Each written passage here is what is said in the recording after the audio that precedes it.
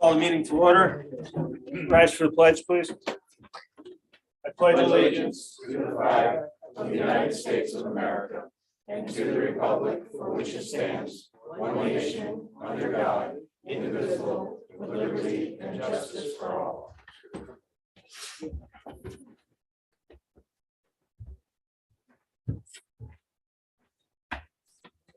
Approval of the minutes and town clerk's report. So I have approval of the March town clerk's report and the March 14th workshop meetings and the March 17th town board minutes. I move that we approve those minutes and that report.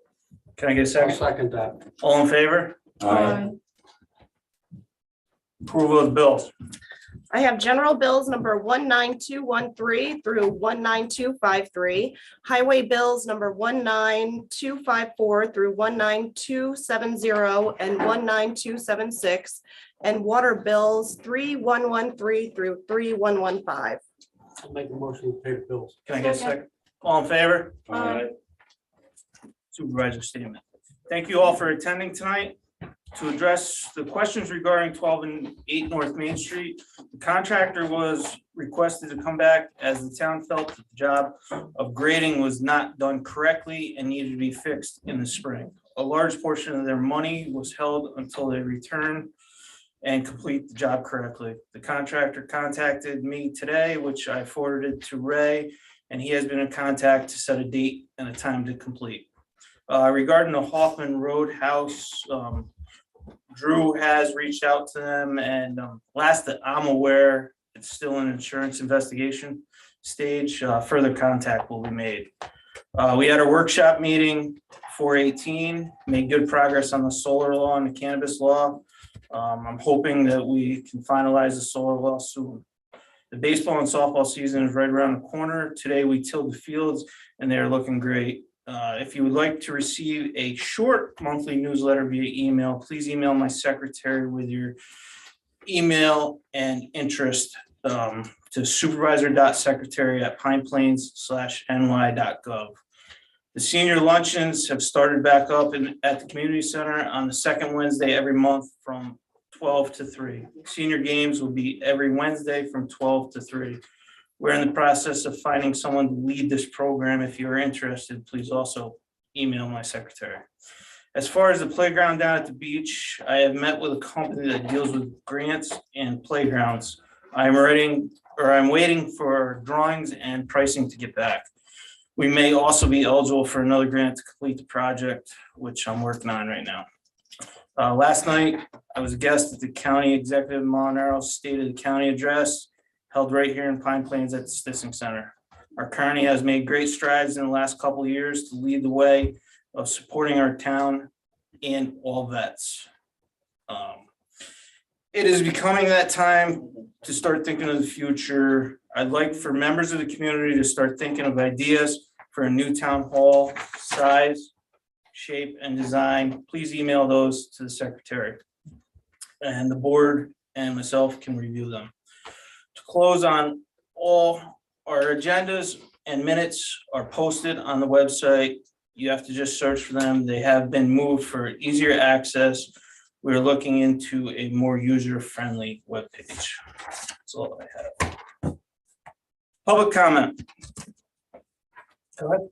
Hi, my name Just is, state your name, please. my name is Matt Finley. I think most of you know me pretty well. I'd like to briefly raise two issues having to do, that started my interest based on the food truck that's over at the corner of Pioneer Drive and West Church Street. I have no issues whatever with Mr. Stoner, the operator. He's a nice kid. He was very open to discussion, but I raised the issue that several of my neighbors and I are concerned with the noise generator that he has. He is trying this weekend to try to build an enclosure, and he invited me to come back after the weekend and see how things are doing, and I think he's very open to receiving that notice. The food truck's location and that noise led me to realize that Pine Plains does not have a noise ordinance. So if this person was not cooperative, or if there are 6 more trucks that show up over there, I think we have a problem. And I would suggest that you enact a noise ordinance that would include a way to deal with that if you have somebody who is not cooperative. Likewise, I found out that Pine Plains does not have any food truck ordinance. I would strongly suggest that you make one. And I don't come with just problems, I come with a possible solution. The town of Red Hook near us has both a functional noise ordinance and a food truck ordinance. Copies right here. They're very short, they're very effective. I've read through them and I think you could adopt them with no change. And of course, that's up to Warren. This food truck in particular raises some interesting questions, and I won't get into all of them, but there are private property issues here. The location, and I see some heads nodding, so evidently this is not news to you.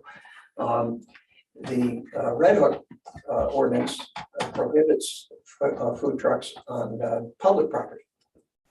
And yet I get the impression that this person thinks that the current location might possibly be or become public property. And so I'm a little wondering about where that's going. And I think it strengthens the need for you to consider having an ordinance.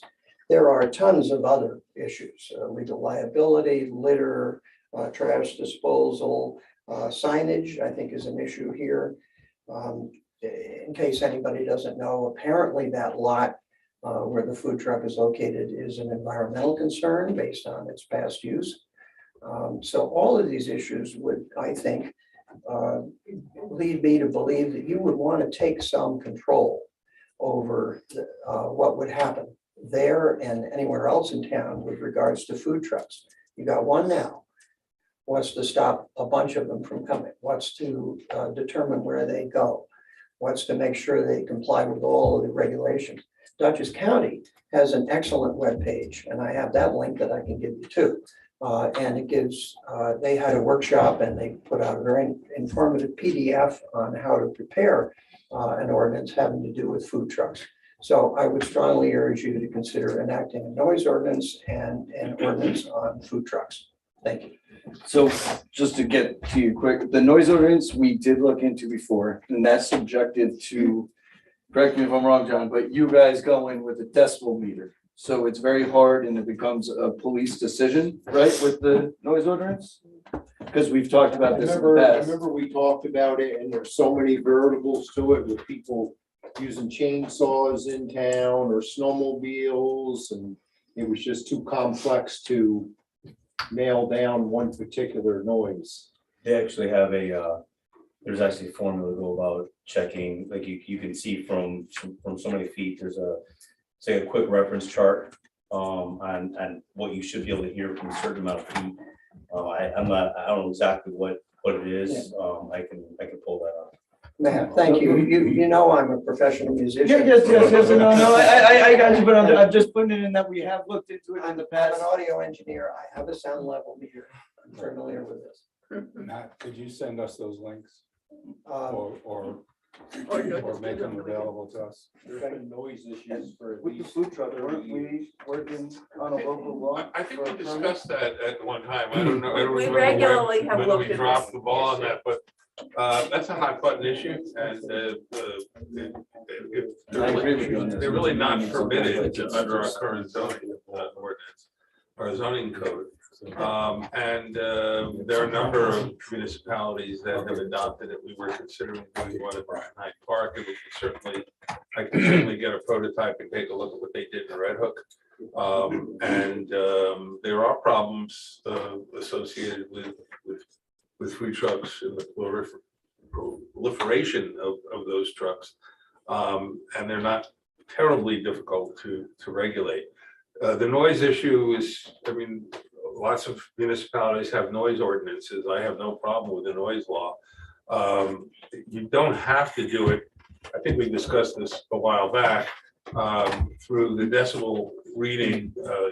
There's been decisional law in recent years which have allowed municipalities more flexibility in enforcing laws without a decibel limitation by using the term unreasonable noise, and they found that they've upheld the constitutionality of that. So we can revisit that, but there's always a lot of pushback. from community members on noise ordinances, noise laws. And the leaf blowers has become a real problem in a lot of municipalities. And I know that Rhinebeck has had problems with it. We were looking into regulating leaf blowers. It's almost impossible to regulate those through a noise ordinance because they violate the noise ordinance. There are ways of regulating leaf blowers, but you do get a lot of pushback from community members who use them, for their lawns. And a lot of people make their living utilizing those too. So they're not easy to formulate a local law that's not going to be problematic, at least to some. But both of those laws are something that we could explore. Of course, the example you cite is not continuous. The example I cite is if you have a generator running all business hours or 10 to 3, something like that. Right. That's different in a continuous place than. Well, that's unreasonable. We get into the I have also- unreasonableness. Right. I have also seen that the noise ordinances that I looked at have a general catch-all at the end that says in the eye of, or in the ears of a reasonable person, is it an unreasonable noise? And so if it falls through all of the other tests, including the decibel meters, you still get to say, this just isn't right. And it's not a crank that's making the complaint. This is a reasonable person making a reasonable complaint, and that can be codified. Yeah, as I said, that has been recently upheld by the courts, recently, probably in the last 10 years. Prior to that, it was a lot of municipalities had to rely on the decibel meters. And that was difficult because you had to take measurements over a period of time. And that became a difficult, if not expensive process. But we can do, I may have done a draft of a noise ordinance, printed them on and that I could get to you. I can get copies of certainly examples of Red Hook and whatever I did in Northeast, and I'm sorry, in Pine Plains. And I may have done something for food trucks. I have to take a look at that.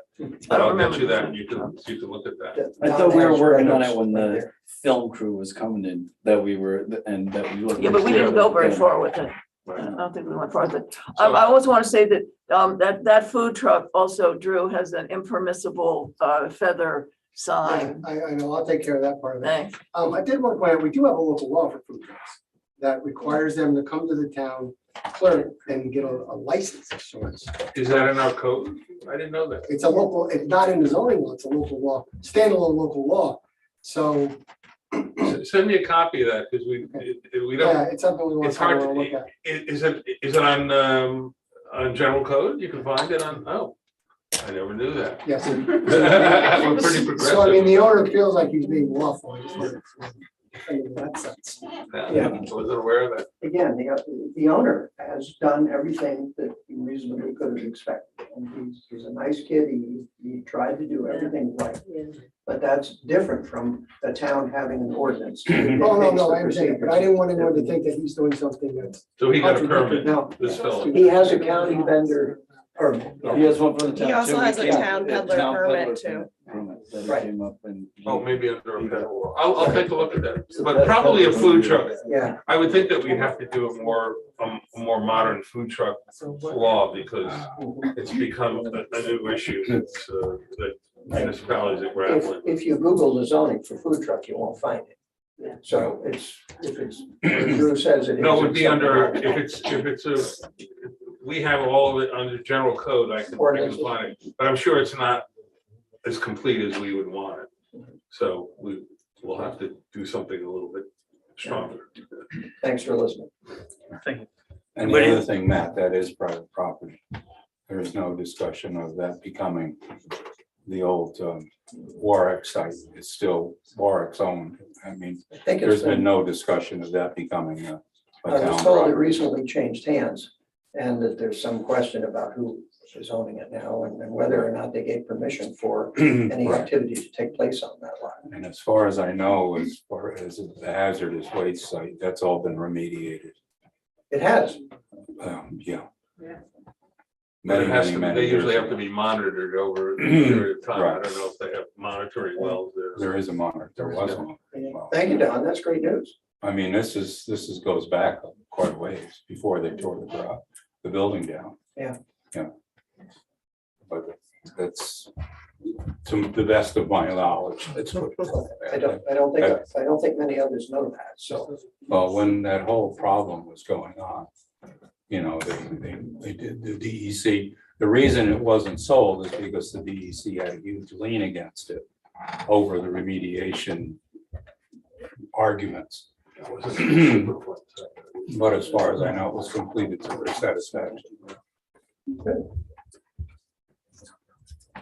Anybody else? Go ahead, state your name, please. Rachel Maypop, happy to get the update on the playground, wondering if there's an update on the central septic system and whether we're gonna be applying to the county for grants or anything like that. We are gonna be applying to the county for grants. As far as the central, Where are we with the engineer who was creating the districts?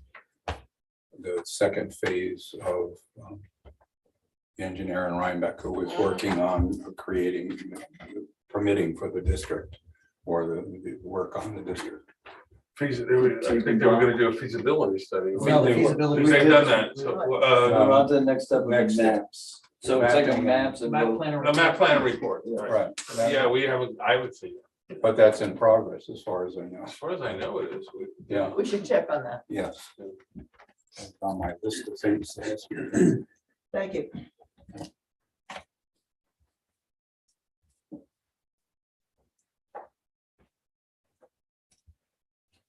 anybody else? Do you want me to go for public comment or new business? Could you state your name? Jay Hoffman? Jay Hoffman. And this is regards to the parade. Yes. I would say now would be yeah. Okay, good evening. We are in the process of planning a pride parade or a pride event, a series of events for Sunday, June 26th. I have spoken with a number of people at the town and I've received various information about what exactly would be required. So I would like to use this opportunity to understand what information I need to get to you at the next meeting. Are you looking to do it like throughout all of town or like down at the beach or?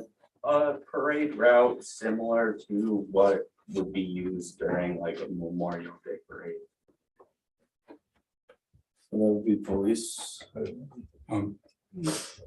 That would also, you know, are you anticipating a road closure of anything of any size?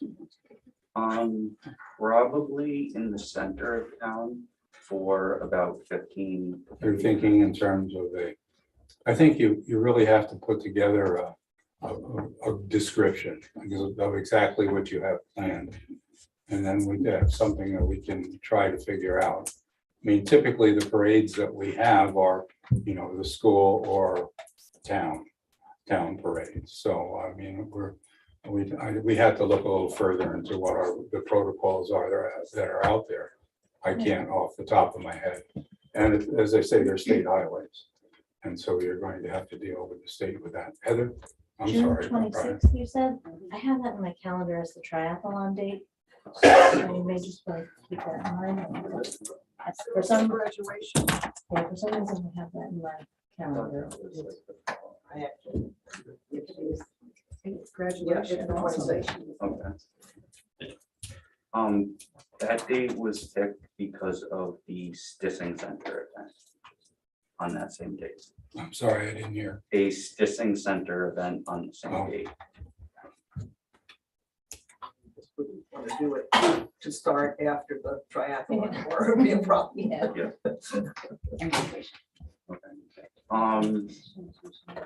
If I come back with another date, would the town be willing to carry the insurance for it, or should I reach out to another not-for-profit? What would the insurance be? For a parade, carry the insurance for a parade? That we would supply the insurance? Yeah, would that happen or no? No, No, No, yeah. We're not permitted to do.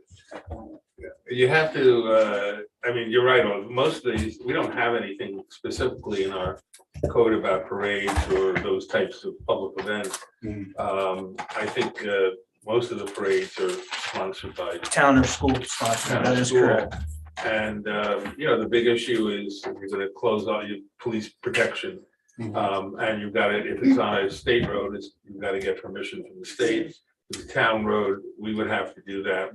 The sponsor would have to post an insurance policy. We cannot assume the liability for that. So there would have to be a policy probably recommended by our insurance agent. And we probably follow the same procedure that we do for municipal type of events. It's just that we don't have that in place because we don't deal with it that often, but we cannot provide the insurance coverage has to be covered. Police protection is not the most important thing. So And garbage pickup. And, who normally reaches out to the state for the road closure for parades? I think for Memorial Day, it's probably Stacy, because Stacy's in charge of it, right? Yeah, I believe she is in charge of the Memorial Day parade. And then Greg Fuller does the Ag Day parade, so I'm sure he, so I personally don't know, Jake. So come back with the date, come back with information about insurance, a parade route, description, who's going to attend, or prospective attendees, anything else? And the time that you would think that you would call it for. And also what Warren was talking about, I'm sorry, the garbage. well, garbage and the police protection on, you know, on intersecting streets and things like that. Okay. You know, those are some of the questions we would have. Okay, Thank you. thank you. Anybody else? And I've had two comments. Again, we're facing the chicken problem. They're tearing people's gardens up, and I don't know what to say, whether it's the person's problem or if it's something that we should look at as a board. It's just right now, it's something to think about. We don't address it in our zoning law. We did address it at one point before on one of the original drafts of the zoning law, but we don't address it now. So think about it and we'll talk about it again. The other thing is I've been asked to just bring up the point of the possibility of advocating for or promoting the community center as our next polling place. You know, this is awkward and you know, it's difficult for the people who are here from 9 to or 6 to 9. And so we tried the Stissing Center and that didn't really work well for polling people. But the thought is when they come to talk to us about this general election, if it would be a thought to promote the community center. It's handicap accessible. It has a good break room for the people who are stuck there all day. And the bathrooms are right there. It's, you know, it's a good site. Absolutely. Fit more booths than in here, but yeah, this is cramped and Right, out of the way. And it also has got a real catch point there. That has the stairs and it has the elevator granted. But it also has, you know, this is accessible, that's accessible, but this is more convenient for the people who are. I would rather do our monthly meetings down there too. We should look into that as well. We have more space, you know what I mean? There's more It's a much space. better space. It You know, is. the acoustics are a little tough there, but there may be a way to deal with that. Don, is that county board of elections that would make that decision? Yeah, they'd have to approve it. Is that it? That's it. Thank you. Right. Warren? Oh, okay, just a few things. I'm making a lot of progress on the cable contract. We've been negotiating, this is what happens. I've been through this before, and I've got two others that I'm dealing with now in other municipalities. We go back and forth. They've made all the changes. I reviewed their contract very carefully. Most of their changes are fine with me. Some of them were not. They've made those changes to the contract. I've given them some information on public access that we want beefed up, and I conveyed that to them. And I don't know whether we can negotiate a public access grant.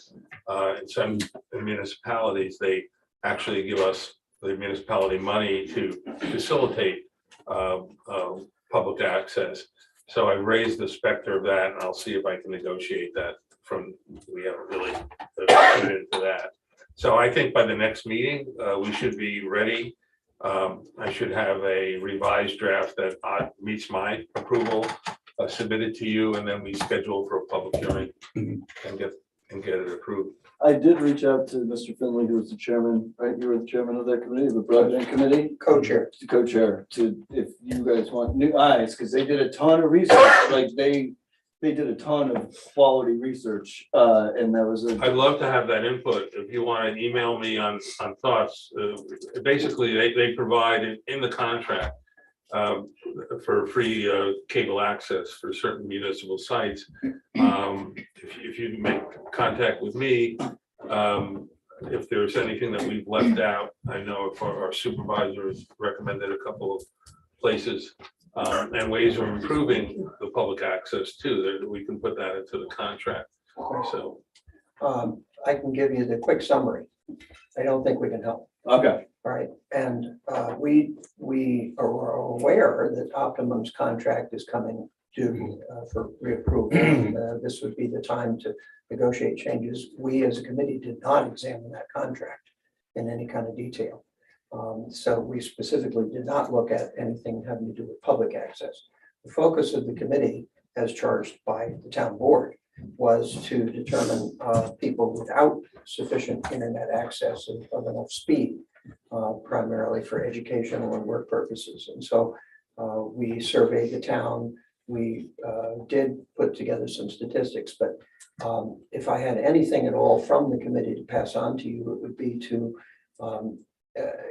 ensure that Optimum cooperates with the county now, because they're studying lack of internet access, broadband internet access, and the state to make sure that they do what they can. But this is not a town problem. This is a regional problem. It's a state problem. It was kind of silly of the towns, individual towns, and we figured this out really fast. And we put together a coalition that took in all of the regional towns and into Massachusetts and Connecticut. And I chaired a meeting where everybody was saying the same thing. This is a problem that is bigger than we are. And it requires at least a county solution, probably a state solution.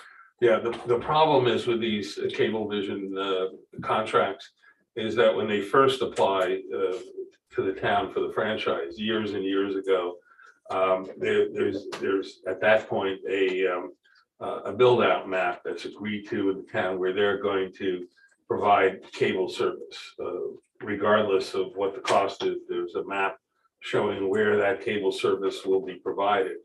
For Pine Plains, they have provided that. I've checked into that. The issue now is going beyond that. You helped us because there are non-disclosure agreements as to who can see that map. Right, Okay. well, we could, that's gotta be public record, I mean, that's not a problem, but the problem is the expansion to areas that weren't included on the original map, and there's a formula that they use that they strictly adhere to, all the Cablevision companies do. There has to be a certain amount of build out along that road to make it viable for them. And so far, everybody has been unsuccessful in getting anything from cable companies. It's got to be some kind of solution on a county-wide basis or a statewide basis to expand the service to areas that are not getting it, because the cost is it's expensive to expand it. Warren, have they altered that map? Have they updated that map in any way? Usually it's not updated, it's the original map. Right. I think the last time, and I don't even know if I have that map, but I remember seeing it, Mhm. and I remember dealing with the issue that they are in compliance with the original build out. But that should be available to the public. They can't. I noticed there was not something, disclose. there was something in the contract that said that you were not supposed to disseminate or disseminate this map, send this map out, that they talked about it specifically in the contract, which Oh. was kind of thing. Well, But- I've never had that I didn't Right. I didn't pay a lot of attention because we. It was in the last email from them as well. Yeah, They stated we that. share it with the public all the time. But they originally said they were gonna, I believe it was 10 units per mile. Yeah. That's something how like they that. did it. But what I'm wondering if they've updated the population increases or changes. So that I don't- something now has, you know, Yeah, I'll ask them to re-examine that and see if we can But- get them to take a.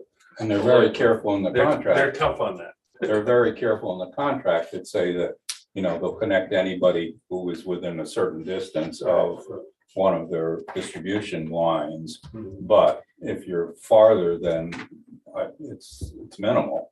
You know, they give you what the cost is going to be for them to run. And it's expensive for Yeah. individuals. Two quick things. I certainly believe what Warren is saying, that this could be, should be public Public information. record, right. However, DARA did sign a non-disclosure agreement when the committee got the map Mhm. from Optimum and from some of the other internet service providers, because we didn't just look at Optimum. We went to all of them to see who would handle some of these places. And I saw the Optimum map that was given to us about a year ago. And I was quite surprised to see that they reach more streets than I would have thought. And so if you were to look at the map, you'd be hard pressed to find an area that's not covered, and yet we know they exist. Mhm. So that's why it's very important that we get participate with the county survey now and get accurate information, because you can't just look at this map and figure it out. And we tried. You have a copy of that? Jim Petrie has.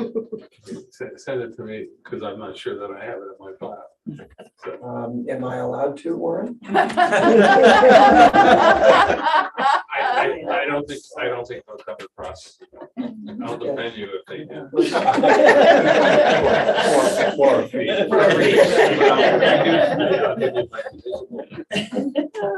Yeah, Okay, I'll get it to you. yeah, these are not, Share a cell. yeah, these are not top secret documents. They think they are. Yeah, no, they're not. I mean, it's, We took it seriously. yeah, no, you should, because it's a problem. Trust me.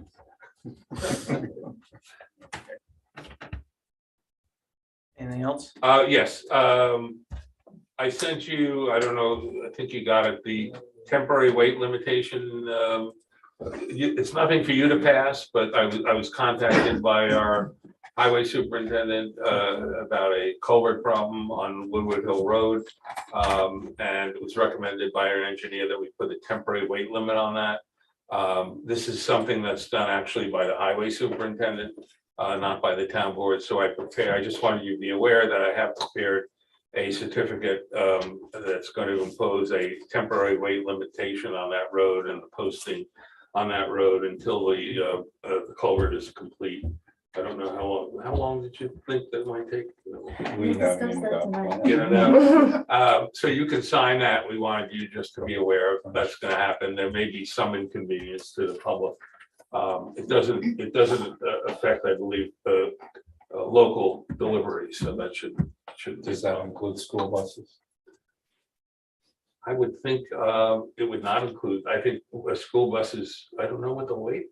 What is the weight of a school? bus? Big bus is 30,000 pounds, 15 years. Yeah, I think it would exclude, I think school buses would be permitted. That would be considered a local delivery. Children.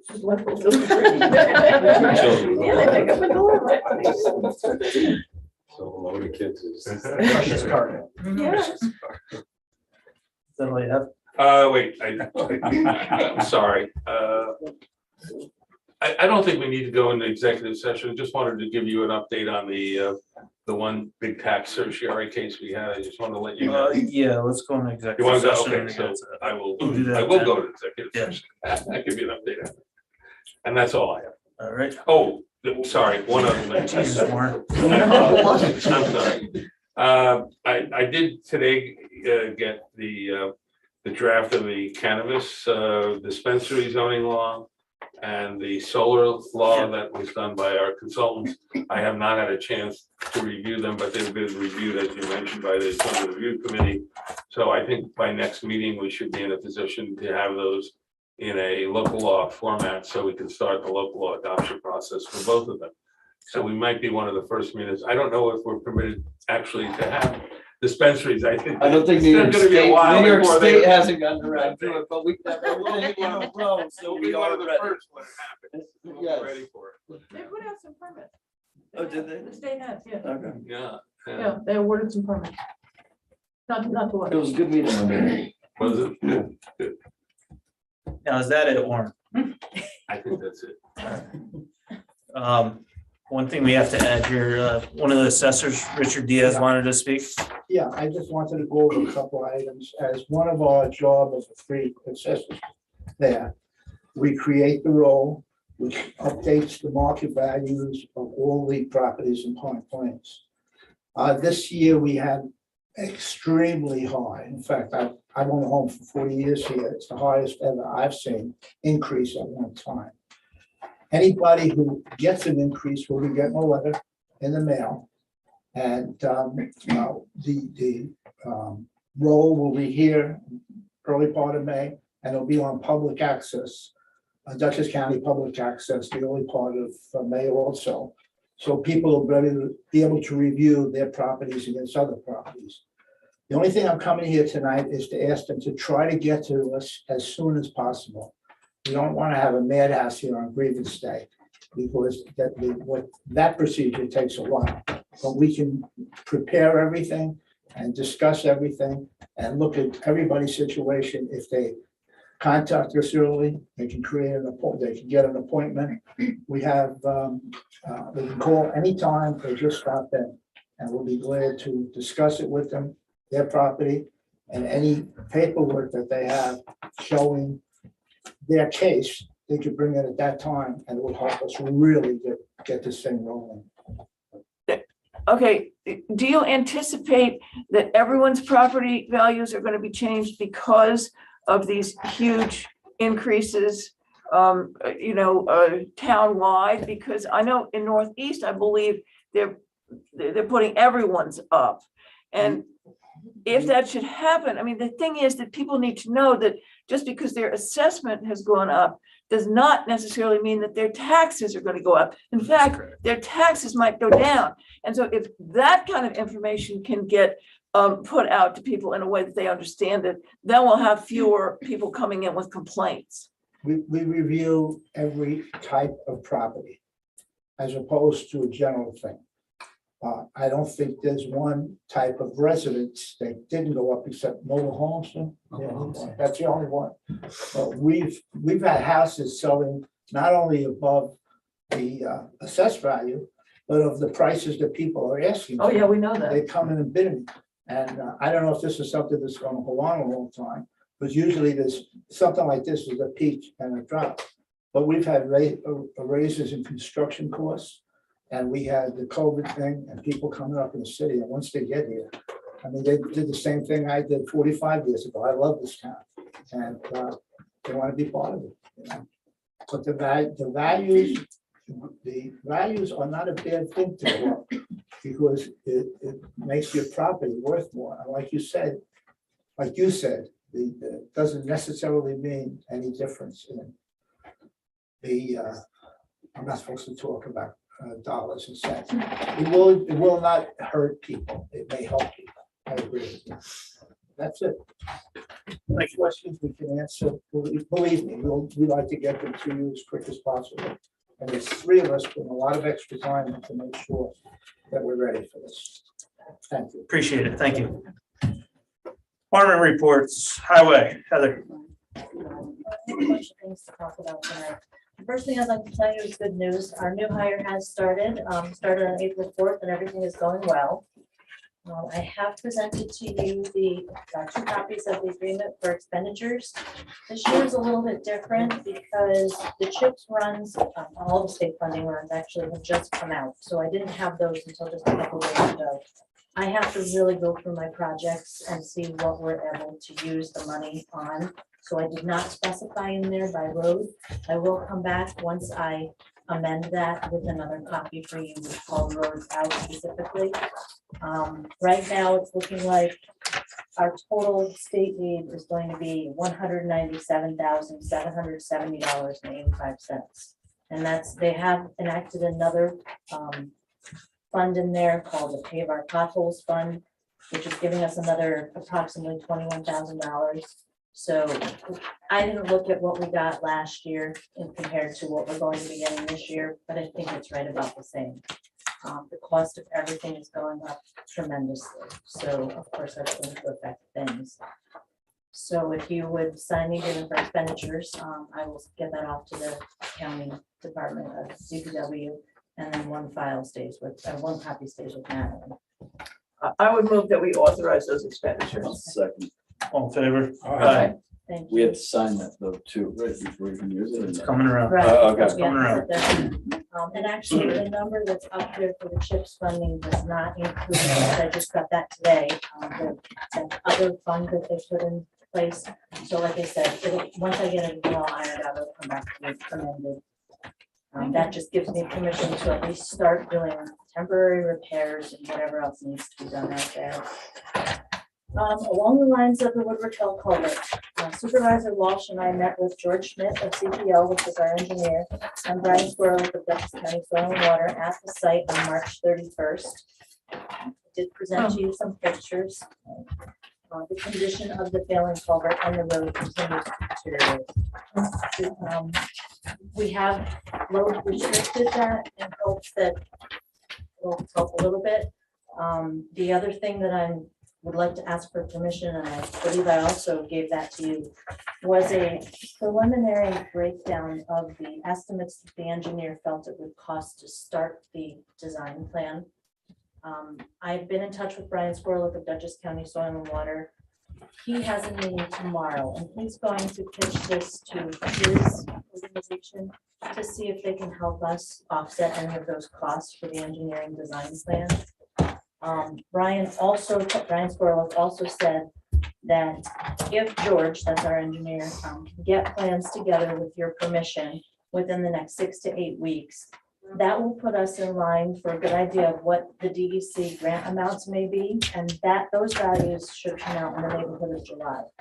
He did say that there's a huge amount of DEC funding available in next year's budget, and this project might be a very strong candidate for it. We are looking at a very considerable amount of cost involved in this structure. We will not know what that is until we start the design plan, and that would then, of course, let us start the permitting process as well with the DEC, which is going to take some time. So that's where we're at with that culvert. The pictures show what's happened in about 3 years, and it's only going to get worse. So I believe, did everybody get a copy of that from George? We're looking at about $37,500 for the design plan. And then any other costs associated with that. I would make the motion that we accept that and get going. Okay. Second that. All in favor? Aye. Aye. Now the question is, where are we taking the funds from?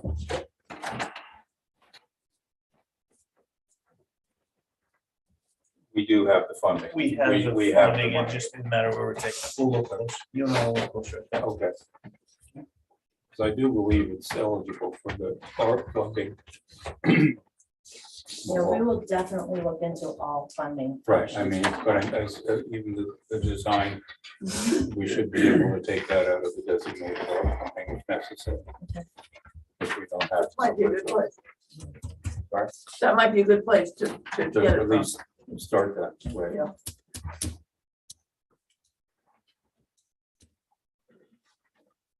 Okay, another one, we go from bad to good. This is good news. We'll just bounce around here a lot. I'm sure that you've also received a copy of this, the letter from the New York State Department of Transportation with the last 4 roads that were petitioned for reduced speed limits. I don't know if that's been announced yet, but I'd be more than happy to announce it. That we have 4 roads that have received the approval for reduced speed limits, so I have to get how many signs we need to put on these roads based on the length of the signs, and we are going to need to buy all new signpost starters and signs. And again, of course, everything is extremely expensive with steel pricing. I do not believe this was budgeted for last year with the anticipated approval of these. So I'll get the estimates together. We are supposed to sign these now that this letter's out and they're approved as soon as we possibly can. So I can give you that estimate of what the sign cost is going to be and order them up with your approval and get them posted just as soon as we get it. But we are looking at a reduction on Brooks Road down to 30 miles an hour. We're looking for a reduction on Schultz Hill Road to 35 miles an hour. Johnny Cake Hollow is going down to 35 miles an hour.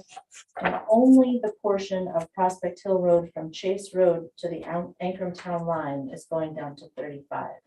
For some reason, Prospect Hill Extension did not get included in there. I believe when this was all put together last year, it was said to me that those would be considered the same road because they're the same road because they connect to each other, but they're not the same road. They're different roads. They're inventoried differently with the state. So the state, I believe, was just picking 4 roads and these are the 4. So just keep that in mind when you go to do your next 4, that we should probably try and clean up what's left of that. So Do you know how many signs it is offhand or no? no, because if it goes by a certain amount of feet from the first, yeah, our, Get our those long- figures for us, Heather. I will. I can tell you that this last group, which is probably similar road mileage, I think it cost in the neighborhood of $3,000 for the supplies, and that was a couple of years ago. So just to give you an idea on that one. Just one thing on that, we're gonna need, those are all town roads. They are. We need to pass local laws that set those speed limits, otherwise it's unenforceable. So you're gonna have to send me that documentation and from what, where to where and what they're reduced to. So we'll have to do that for the first set because I don't believe that was ever done either. Well, we don't do it until we get approval for the. Right. Where we this have a- is, we we have a did this before, previous- we didn't do it. You better give me those. We should do those. Okay. I will do that. Because it has to be in our code that they're town roads. If it's not in our, if it's not a town road, it doesn't have to be. Yeah, they're all town roads. So you better, we'll do those at the same time. Everybody will leave this meeting at high speed. Yeah, everybody. Don't disclose, that's privileged information with roads. Okay, an update on the truck. The order is still on hold due to a possible commodity surcharge and necessary requoting. They're negotiating the Onondaga contract, and I spoke to the dealer today who said that they're still trying to get that. I think it's about $1,000 what he's looking at. They're trying to get that sort of absorbed into the contract so we don't see an increase. But he assured me that we are number 1 to place our order as soon as the order board opens. That's the update on the truck. The only other thing that I have is that we do have a tree contractor working throughout the town doing our tree removals. And he informed me today that he should be finishing up next week. I think that's all I have. Anybody have anything for me?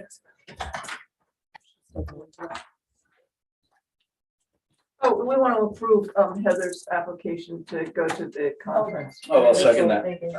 All in favor? Aye. Thank you. Thank you. That's a very good educational tool that I haven't been able to participate in a couple of years due to COVID, so that'll be good. Thank you.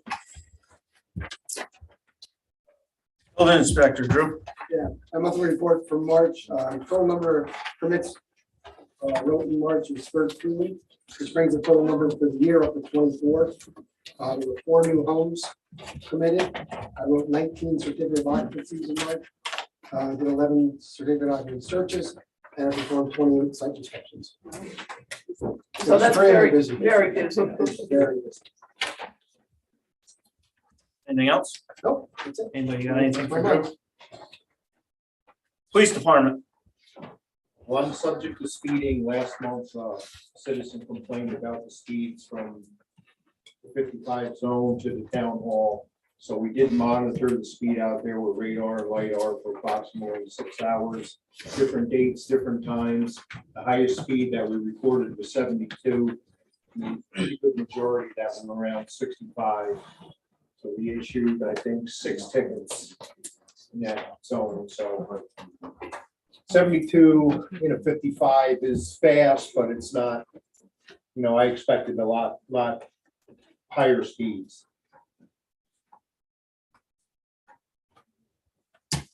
And we do continually get complaints from just about every road around. Somebody's been complaining lately of speeding vehicles or ATVs, or you name it, motorcycles, loud exhausts.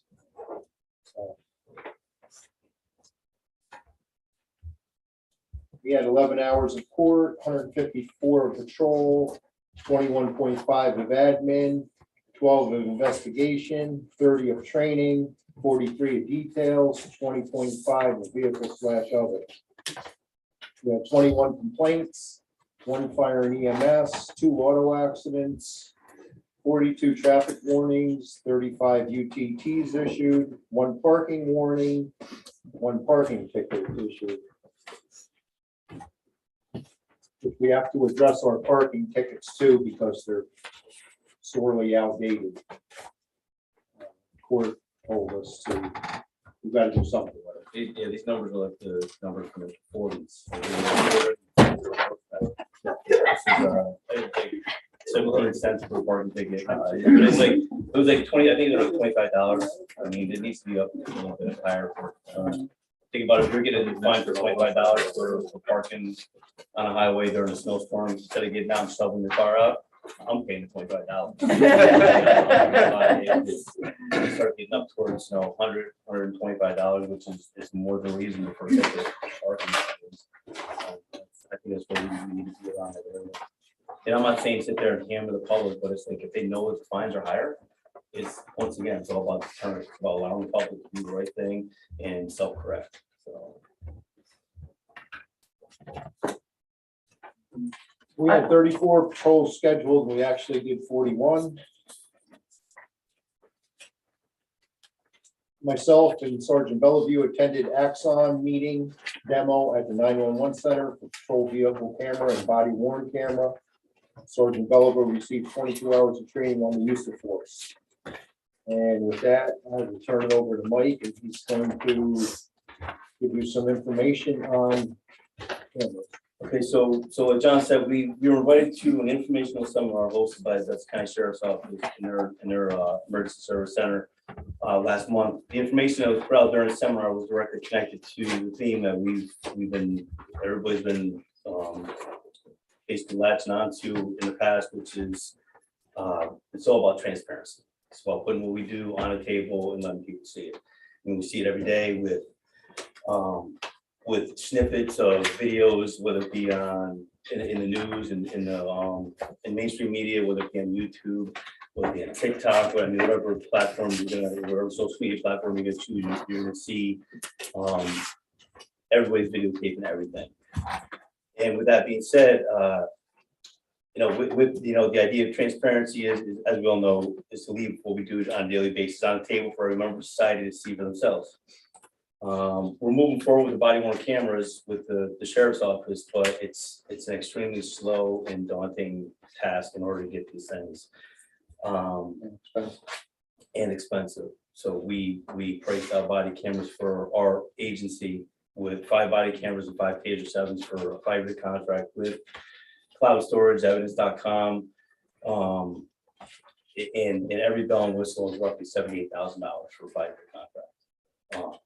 And that sounds like a lot of money, but when you're talking about transparency and letting the public know what we do and being able to pull up footage and say, hey, listen, you may have seen this, but this is exactly what unfolded, and the unadulterated video that goes along with that, and that's priceless. I mean, talk about, condemning some cop did nothing wrong to a 25-year sentence, as opposed to saying he was completely justified in doing what he did because he saved the lives of three citizens that nobody saw that part. Getting back to get back to the whole body worn camera thing. With us having to wait with the sheriff's office and wait for all this stuff to go on, and get close or attempt to get closer to that transparency we're talking about, it's not really helping us. And some of the public are even saying that it's by design. I've heard people say in traffic stops, where's your camera? I thought you guys were getting cameras. You guys were talking about getting cameras 2 years ago. They feel like either law enforcement in general, Pine Plains Police Department, town of Pine Plains, the Dutchess County Sheriff's Office, whoever, is either stalling or balking on the idea of these cameras or transparency in general. And that to me is trouble. So this is where the whole Sergeant Belvo infomercial begins, which is with the Fleet 3 in-car system from Axon. So if we're talking about transparency, we're also talking about officer safety, as well as keeping the public in the know as to what we're doing on a daily basis. The Axon Fleet 3 in-car camera system will allow us to do just that: transparency, officer safety, peace of mind. And by the way, this is all mine, so I don't have any copyright in it. I can steal. It comes with a front-facing camera that covers 160 degree field of view. So you're talking pillar to pillar. It gives you high definition audio and video, so nothing can be left out of the conversation. I actually have a little bit of I have a little bit of paperwork on that. If you want to check it out. The Fleet 3 is also compatible with the body worn cameras we're looking at. Everything's made by Axon, which is formerly known as Taser International. They're on the cutting edge of these body cameras. And I can't speak for other police agencies. I can only speak for the Pine Plains Police Department, and well, I spoke to Millerton also. But we want these cameras. We want to be able to show the public what we do on a daily basis, whether it be having some stuff redacted on either our Facebook page or on our website. So what a routine traffic stop looks like. Well, I mean, obviously blur names out and or blur faces out, and some audio to keep the private citizens' lives private. That didn't have anything to do with the situation, but show them how professional that the policing is today. It's a small group of people in the law enforcement community that ruin everything for the masses of law enforcement, and it's extremely unfortunate because you don't see the Millerton, the chief of police for Millerton, who performed CPR and saved some guy's life last week. You don't see that. That doesn't make the news. What makes the news is some knucklehead who got into this job for the wrong reasons and abusing his power. And they can't show enough footage of that. And it's an unfortunate thing. Like I said, I have literature here. See if I can make my way up to this crowd. Tell them to cross to the car compared to the other. Yeah, so we're talking, sure, if you want. Is there any likelihood that this is gonna be an issue underwritten by the county? Where the county's gonna come in and help pay for this? Cause that's a really big nut for a small town like That us. price, as far as is that initial price they gave you? It's for the body cameras and the taser. It's not for this unit. Right, that's not for this unit. He That's hasn't gotten to that when I yet. was speaking as far as that, Oh, okay. when I was speaking as far as this unit goes, that was, that's in addition to the body worn cameras. This unit will go out the front of the police car, the rear of the police car, and on the cage in the police car. So when you have a prisoner, if he smashes his head up against the cage and says the cop did it, camera's got it. It's out the back, in case anybody says something, the police car was speeding or whatever, and the front actually, is gonna get everything.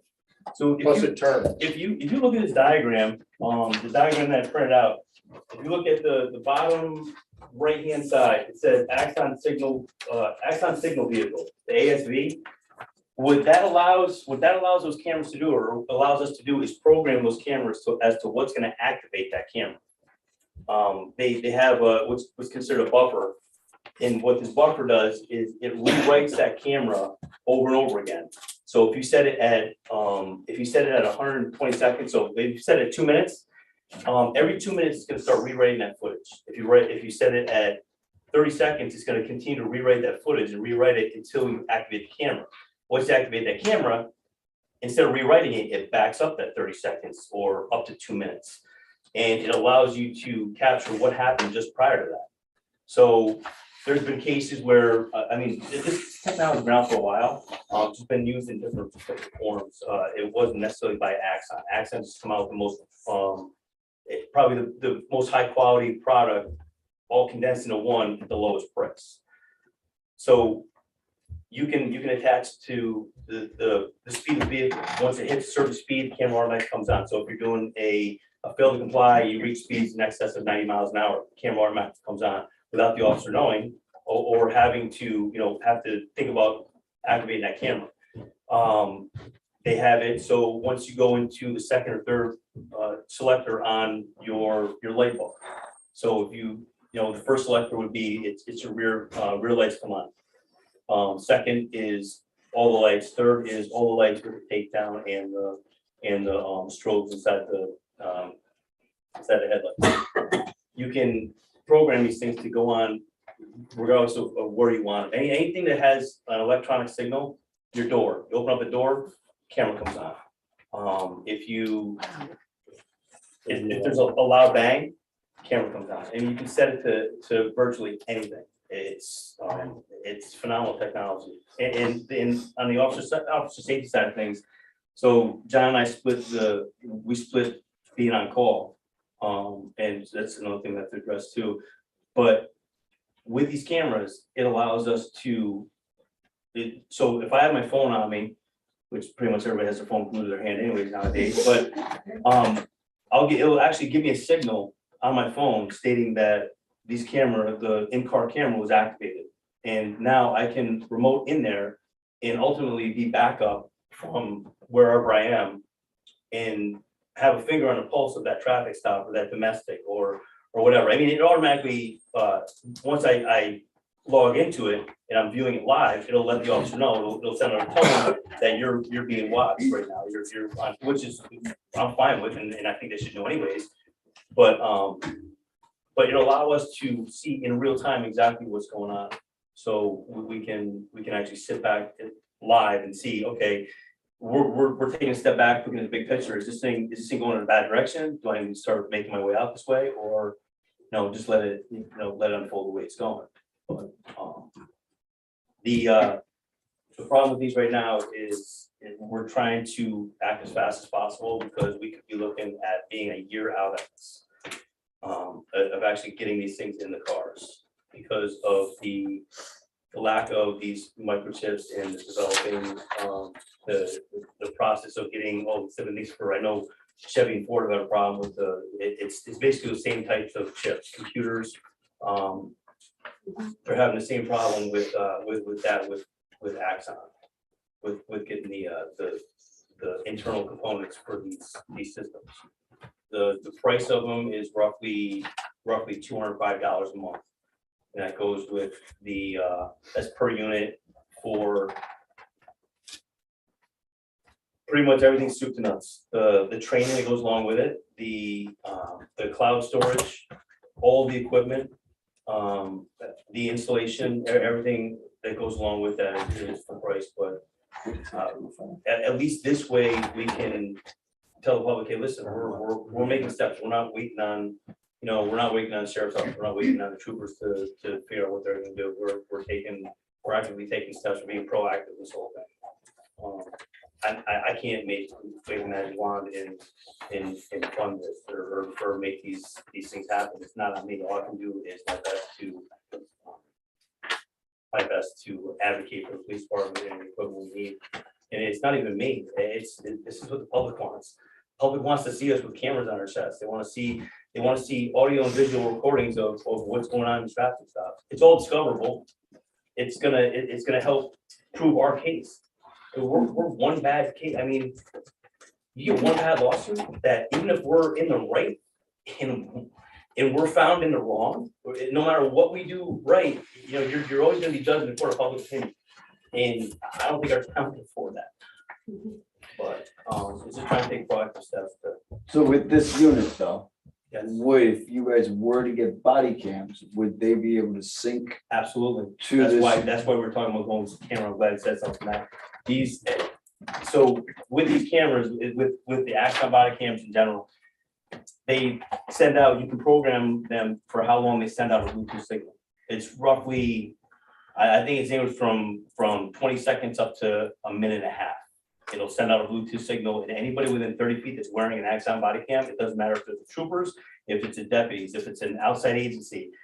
You activate your body cam, that Bluetooth's going off, everybody's camera's getting activated. So you're gonna have footage from, if there's 15 of us in a room and it gets activated, you're gonna have footage from 15 different people. And another good thing is all this goes down to the DA's office. All the film, so we don't have to scan it into the computer and do like we do now, send the file down, it's all there. They can access it right from the cloud.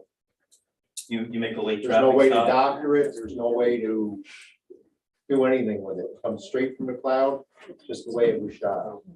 I mean, there's ways to, you can modify the footage, meaning you can redact face. So if I have a body camera on right now and nobody on the board wants their face involved in it, I can literally take a mouse and click on every face, and as long as you stay within that frame, the entire time, it's gonna blur your face out. It'll follow you. Technology will follow where you're going. It'll make sure your face stays blurred out. If you go off camera and come back on, you have to redo it, but State police have a team of people, that's all they do all day, is look at body camera footage and blurt out faces and plate numbers.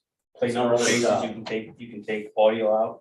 You can actually, it allows you, it's insane. It's like, it'll show different audio clips along the screen. You can literally sit there and you can drag your finger on that exact audio. And if Brian and I were talking, and we didn't want our voices in there, it would lose their voice, it would lose our voice to keep our surveillance. It's crazy technology, but it's, if you're looking at it from a liability standpoint, I mean, it's priceless. Anybody have any questions?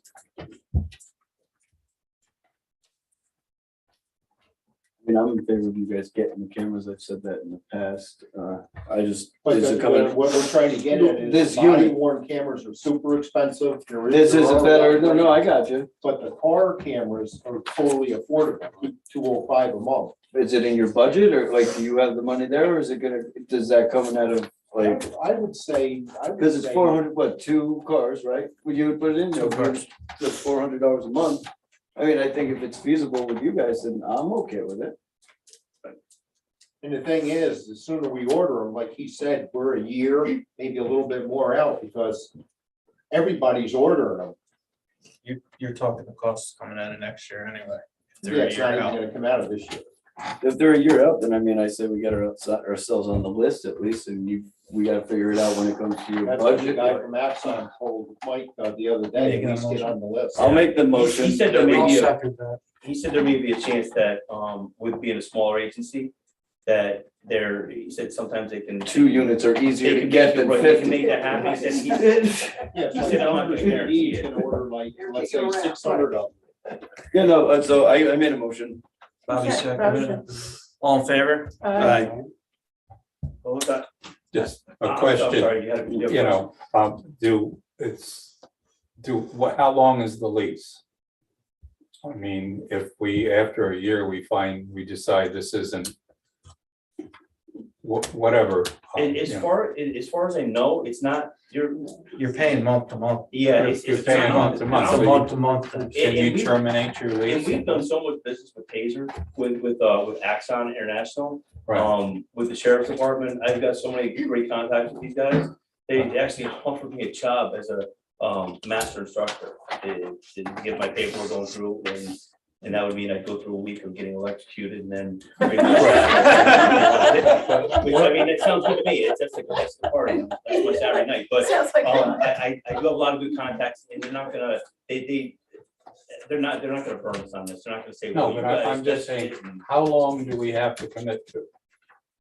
Well, we can find that Yeah. exact number out. Yeah, but Right. I mean, it's not gonna be something where, oh, you guys are locked in for 5 years and. Well, that's what what we I'd want. like to know, and, if the technology changes or this turns into a problem, what do we have to do? Is it a 1-year lease or a 2-year lease or 6 months or I don't know, so. Or something might change in terms of the county paying for video for the body cams and stuff. You never know. We don't want to be locked in. They've indicated to me that they would be willing maybe to pay for the camera, but not the storage. And Okay, that's the cameras, the probably the least expensive Yeah, part about it. yeah. The camera's only $500, the Yeah. storage is the money. yeah, But if Elon Musk keeps putting up satellites, I hear he's real proactive for law enforcement, that the price may go way down. well, I think we're gonna get on the list. Yeah.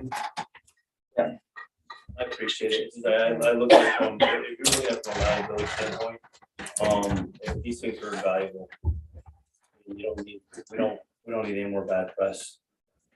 And John, I just want to thank you guys for monitoring the road when something's brought up by the public, that action is taken. I'm really appreciative of Yeah, that. like I said, I was filing the complaints last night, and I said, what are all these complaints? This road, that road, this road, so the trouble is why the cameras are good, well, we'll get a complaint of speeding vehicles. Now, the people we stop, their attitude is that all you got to do? Well, we got a complaint. Well, with the camera, all that audio and everything, I mean, the officers get abused. People don't respect police like they used to. Because of what they see on the media, they feel that they can abuse you. You have to sit there and thank you, sir. Thank you, may I have another? That's basically what it is, it's professionalism. So I put it out to the guys, said, I said, when you pull somebody over, are they getting paid for that traffic stop? I was, well, no, I said, are you? Yeah, I said, well, there you go, there's professional, that's supposed to be professional, you get paid to do it. Their job is to complain about why you're pulling them over for doing 16 or 25 mile an hour school zone. And their job is to explain to them that it's to try to keep them from running over a kid. And whatever you take in between there, you take it and smile and say thank you and. Don, were you a yay or a nay? What's that? Were you a yay? Yeah. Okay. Thank you very much. Water engineer. The water department monthly report has been submitted to the Department of Health. The average daily production flows remain consistent at 50,000 gallons a day, which is very good. Water meter maintenance, 10 meter heads were replaced after the last meter reading, and one water meter was rebuilt and then placed back into service. Received and processed 10 new service applications associated with the Stissings Farms project. And that included the service fee of $375 per meter. And those meters were distributed to the developer for installation. Once they're installed, I'll go out, inspect it, and then place those services into service and make them active. I will need to purchase additional meters because in order to replenish the stock, I had purchased a dozen in anticipation of Stissing Farms. Now that they've gone through 10 of them, I've only got 2 left, so I'll have to go ahead and purchase more of those, which I'll be able to do. The 5 utility markouts were made this past month. And the first quarter 2022 meter readings were taken at the end of March and water bills were sent out in April. During the past month, I also attended a training session hosted by New York State Department of Health. And that had to do with new updates to the EPA's lead and copper rule. They update that periodically. The lead and copper rule has to really do with corrosion and leaching of lead into the water services and into the homes. The biggest issue that is coming along and the mandate is that every public water supply by 2024 has to do a complete inventory of all the water services for every building in their system. And that means the water service line, in order to determine what type of materials are being utilized from the water main into the building, whether it's copper, whether it's lead, whether it's galvanized, plastic, or other. Luckily, through all the meter replacements that we've been doing, we've been able to locate and identify, obviously, what the materials are inside of the building, which is wonderful. The concern is that EPA wants you to determine what the material is also on the street side of the curb shut-off. Because in many instances with the old galvanized lines, they had lead goosenecks that went into the water. I can tell you in Pine Plains, with all the years that we've been doing repairs, we've never come across a lead water service line or a lead gooseneck. They've always been brass. The problem with EPA is that they will not give a straight answer, and New York State Department of Health will not give a straight answer of whether past performance, past history, as far as services, and if you have a stretch of roadway that has 10 services and you've done 5 repairs, all of them indicating that there have been no lead goosenecks, they have not indicated whether that's going to be acceptable, that there are no lead goosenecks in the system. They may require you to go back and actually dig up the roadway to determine whether there's a lead service there. So by 2024, I will be preparing and submitting that to the Department of Health as far as based on the information that we know. And again, we have never come across those. That will be clearly identified. And I will be submitting it in that manner. And then wait for DEs or to the Department of Health or the EPA to then indicate whether that's acceptable or whether they're going to make us do additional digging out in the roadways. Do we get to pay for it too? Oh, absolutely. New York State is wonderful for unfunded mandates. In addition to that, I know we've talked about the potential of doing additional waterline work within the town as well. So CPL, George Schmidt had put together correspondence. My apologies. Correspondence to the supervisor that provided for waterline construction estimates on various pieces of water line within the town. Predominantly, it had to do with Route 82, but then there were some smaller areas that we had discussed as far as closing up some of the loops as well. Obviously, it's a very large price tag, but it shows the work that still needs to be done as far as the water system is concerned.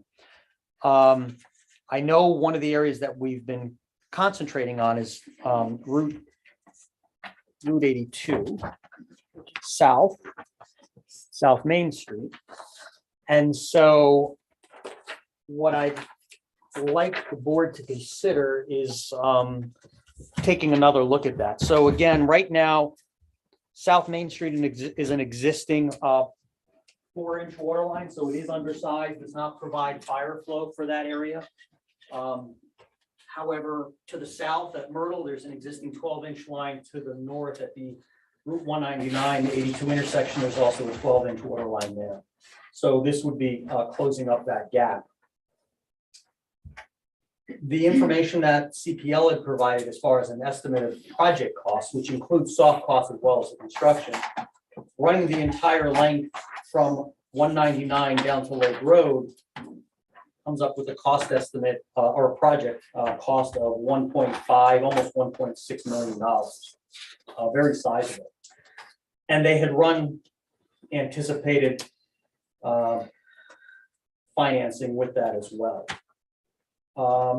I'd like the board to consider perhaps 3 alternatives. Alternative number 1 would go to Lake Road, utilizing approximately $400,000 that's in the capital account for the water district.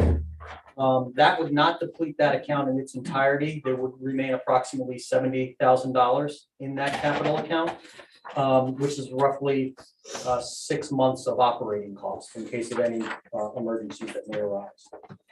In addition to that, the town does have $240,000 available in ARPA funding. So for the board to consider utilizing 200 of that towards the water project. If we were to try to do the entire length of 199 down to Lake Road, and utilizing those additional funds, which total between the two $600,000, that would reduce the overall project cost to $980,000, still sizable. So running a $1 million bond at 1.75% for 30 years results in a yearly payment of $43,000 for the next 30 years. And based on the benefit unit formula, would result in an increase of $112 per benefit unit. So a benefit unit is a single family home, is considered one benefit unit. Some of the larger businesses, such as restaurants and things like that, they may be considered, since they use more water and they have more benefit, they may be 1.5 or 2. But again, for single family, it's one benefit unit. So that would be an increase of $112. By comparison, currently, one benefit unit, a single family home, is paying $75. So that's quite a jump for any single family home. Rather than doing that, I'd like, because that's a long-term commitment, because keep in mind, if the board remembers back in 2017, we had paid off the USDA loan and then did an additional borrowing for the construction of the water main on Route 199 West. And that 30-year bond, obviously, we're just, in the early stages of that, and that's a long-term commitment. I wouldn't want to put another long-term commitment like this onto the taxpayers.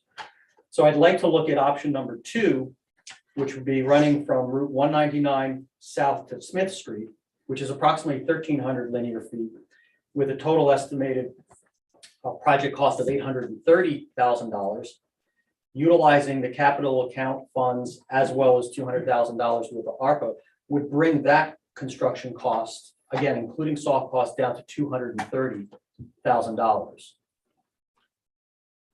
And if the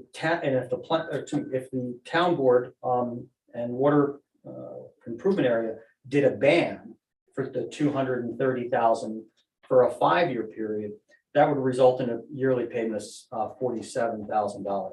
Keep in mind, I've been pretty frugal for the past 5 years, trying to save as much as we can and take that excess and put it into the capital account, knowing that we've been having a water project that we'd like to do. That would pay off here because we'd be able to pay that off in 5 years and get that section done. One of the benefits there is we'd be able to provide the fire flow protection that we would need in that section, because that would be as large as a 12-inch line. The other nice thing is that's the area where the current library is, and the library has the water tanks as well as the fire pump in its basement as well. We'd be able to do without that. We'd be able to take all of that, take that out.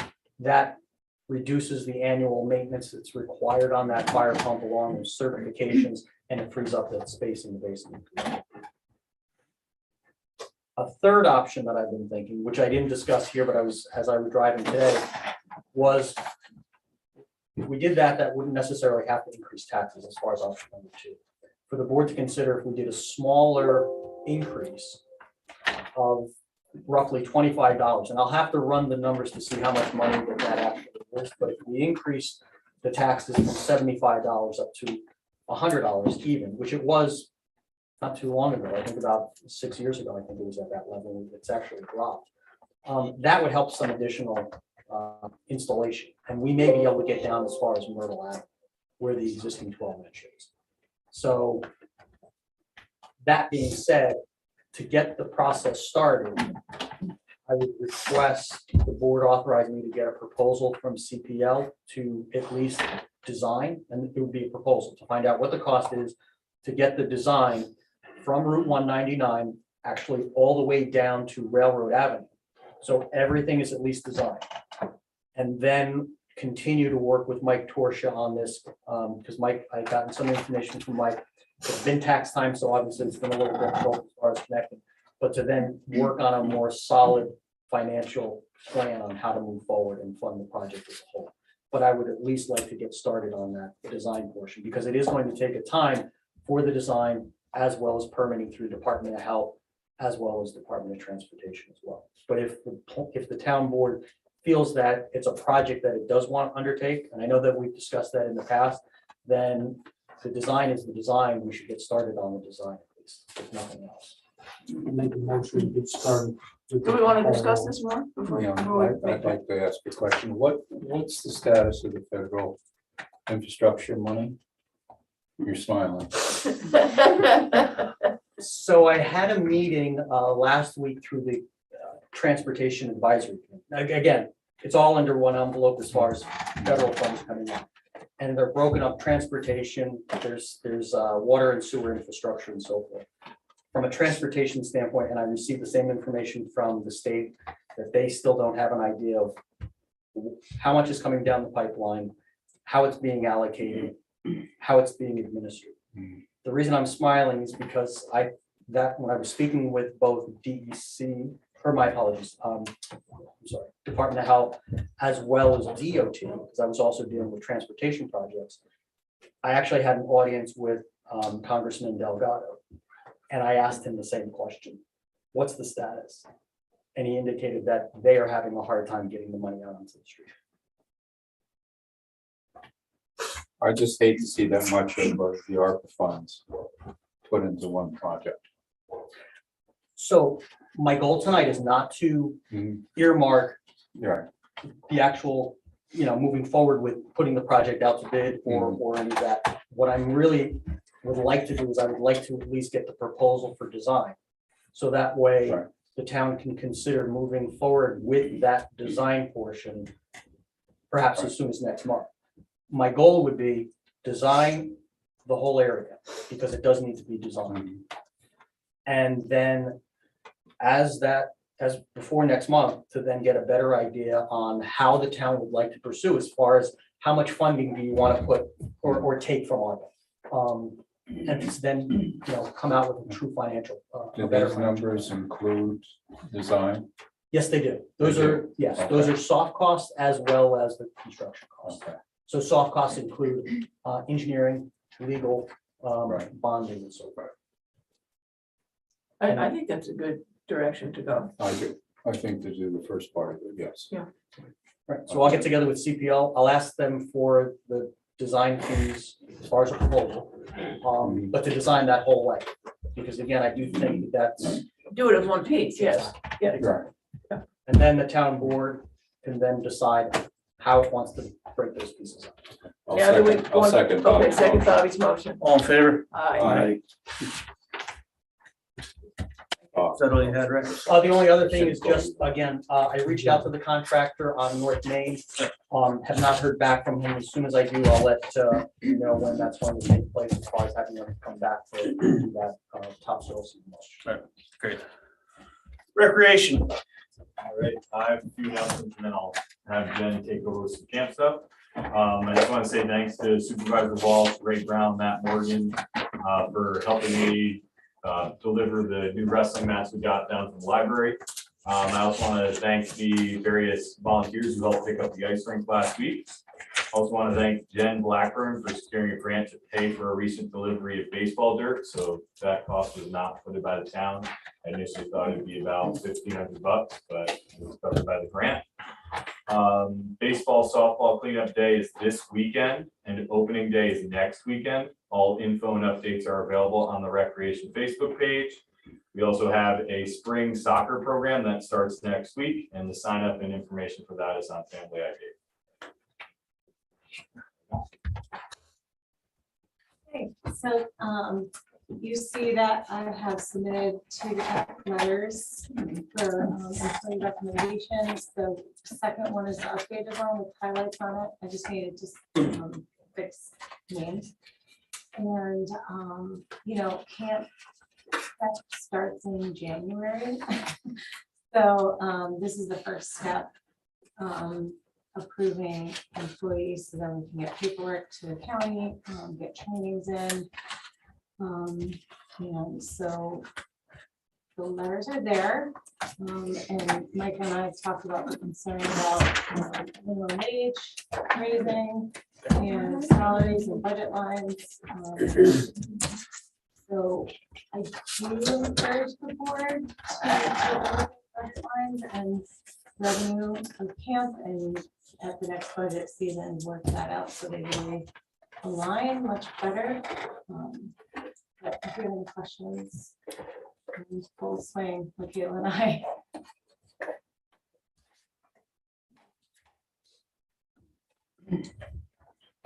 I make a motion that we go with Jen's recommendation of employees. I'll second that. So you're making a motion to accept these individuals at that pay rate? Well, it's, Is that what you're? well, no, at minimum wage. That So is, there's two different, wait, There's different wages there. That's why I asked. oh, I thought that was the minimum wage that she had, sorry. minimum wages is group counselors. And then the specialty counselors make a little bit more. They're responsible for planning. I'm okay with that, because they've all been there for years and they should get something. I'm okay, as is, I'm okay with that, because they come back year after year, they should start getting paid a little bit more, showing a loyalty to a job and going through and. So your motion was? My motion is to accept Jen's recommendations as is on the paper. Is there a second? I second. Any questions? All in favor? Aye.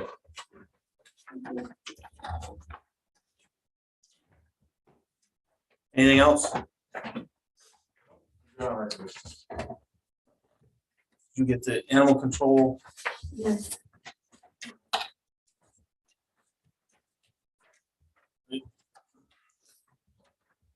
Whole business. Just need a motion for that final member for the beautification committee. And Noon, I'm so sorry, I could not get you, I forgot the name, so and Noon, we had 7 people that we had written down on the So I'm thing. the only one on the committee? And then, It's your so we committee, yeah. forgot, like, it's a Dan's 7-person committee, we approved 6 of them last meeting, and Noon was the one, That's right. so I And I make a second, I motion that second we that. put and Noon. Last one is the chair. You're on it, tough. All in favor? Aye. Resounding. Yeah, it's the happiest die I've heard all night. So, we have some members here that, we wanted to approve to the bicentennial committee, to get that committee starting moving, more members will be added. The way we did this was we took one individual from, different associations, such as the Business Association, the school, Little Nine Partners, Recreation, VFW, American Legion, and, my office as well. I believe that was a 9-person committee, correct? Am I correct on that? And we have 6 here, so we will add to that when I hear back from the other 3 organizations. Do we want to vote on those? Yes, if we, Yeah, so okay, then why they don't you can read- meet. read them all? From the Business Association, we have Evis Guzman. From the school, we have the new superintendent that'll be taking over, Brian Tim, because we'll be utilizing the school a little bit. Little Nine Partners, Diane Wapnick. Well, Recreation, Michael Cooper, the VFW and American Legion, Robert Clinch, and my office will be Jim Smith. It's a good group to start with. Yep. I make a motion that we approve I'll those second it. members of the bicentennial. All in favor? All right. Aye. Okay. New business. Need the approval of the ROAs.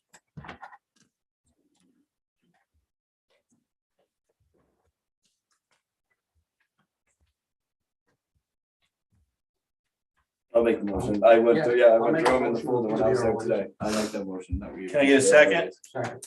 All in favor? Aye.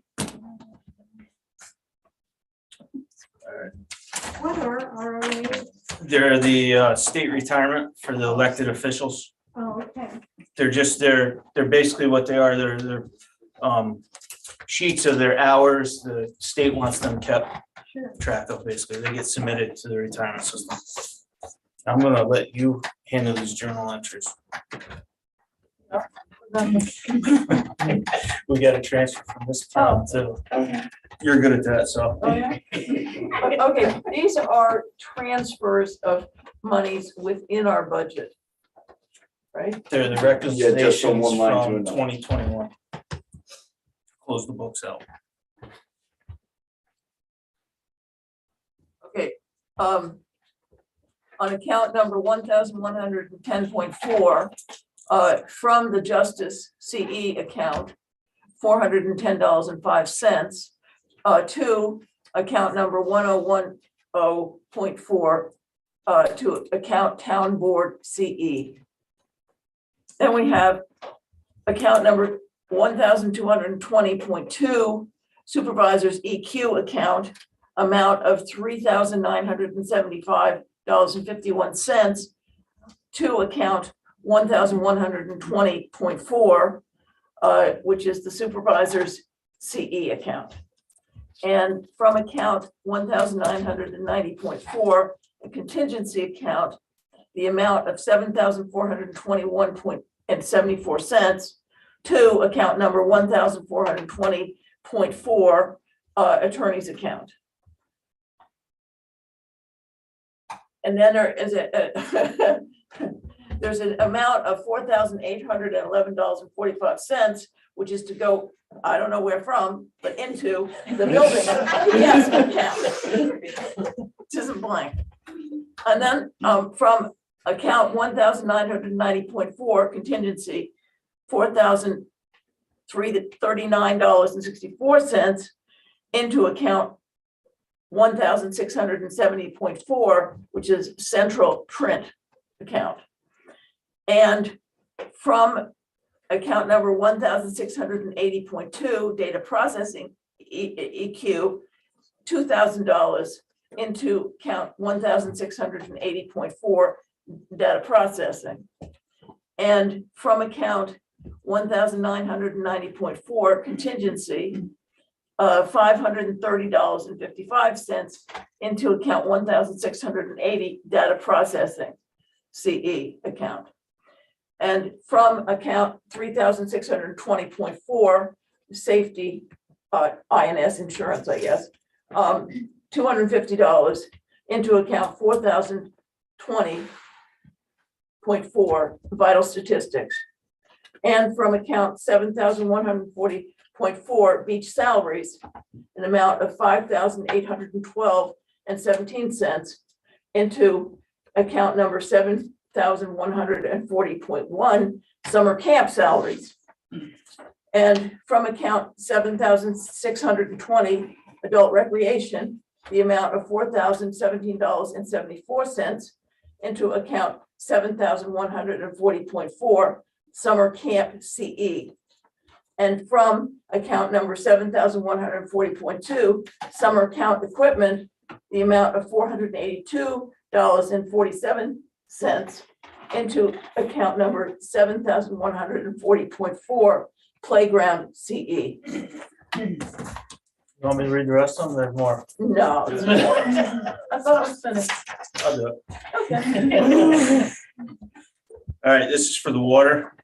Account number 8389 miscellaneous, $1,994.61 to account 8320.4 source power pump CE.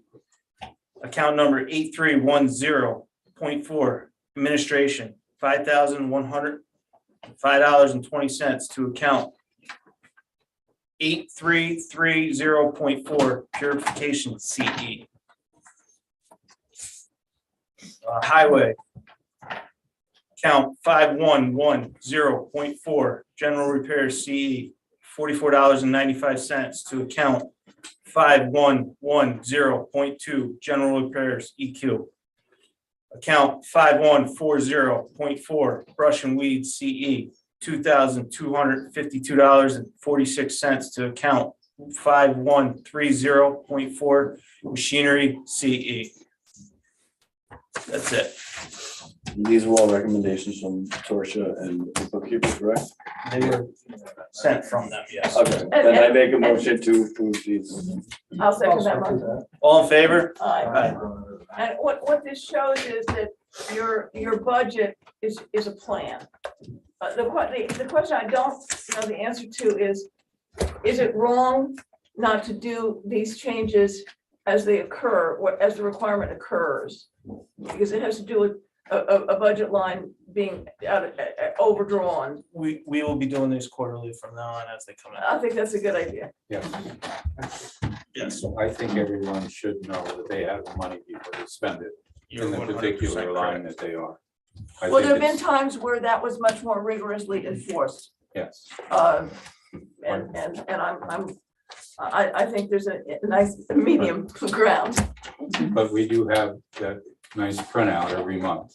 Yes, Correct. so we know exactly where we Where we are, and we are not overdrawing our budget at all. We're budgeting responsible, we're spending. There you go. responsible. We And it hope so. also is the idea that we should be doing, better prior planning, what each one of these lines should be a little better thought out.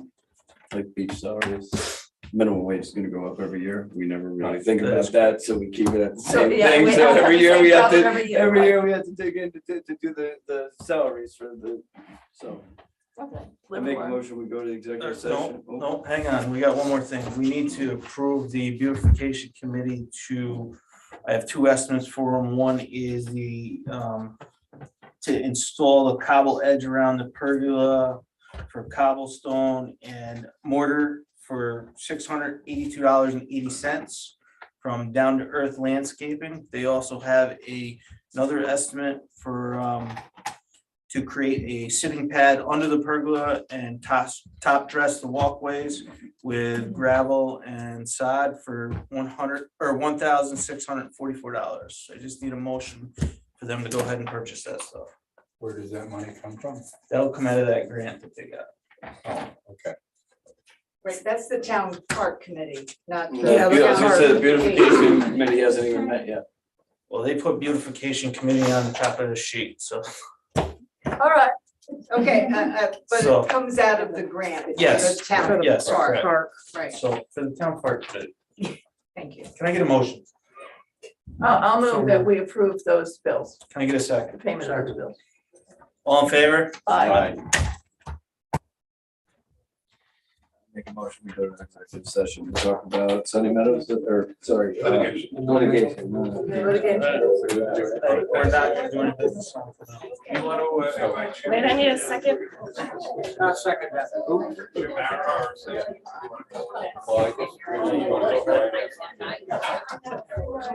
We gotta make a motion when we come out. Oh, yeah, sorry. I was- Make a motion to adjourn. I'll second it. Yeah.